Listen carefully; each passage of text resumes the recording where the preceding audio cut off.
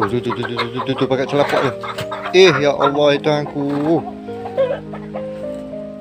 Nanti baru kita start pesung kat situ, kita rampas telur ni.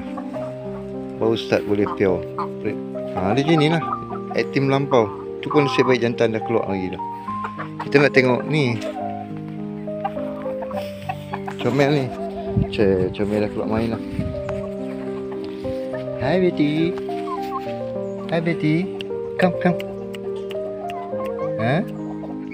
Hai Betty. Elah comel. Dia dah kokok lah tu. Dah kokok lah. Tu. Comel. Ringan ayam ni, tak sampai 1 gram. Nampak bulu dia banyak besar.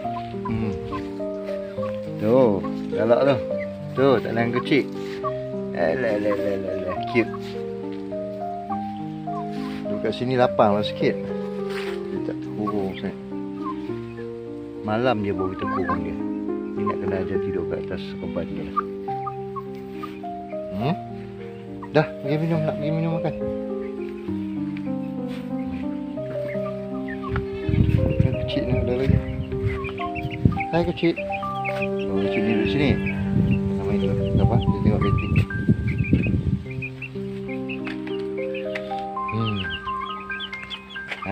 Ni dia tu. Masuk minum makan. Sambil minum makan, kita lepas dia. Dia masuk minum makan dulu.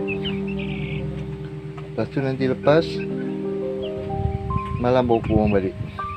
Tak boleh buka pintu tu. Kalau buka lagi geng-geng tu datang habis. Makan dulu Comel. Dah makan minum dulu. Comel dia. Tu dengar burung. Tunggulah sampai dah. Sampai dah. Dah. Hampa pergi sana.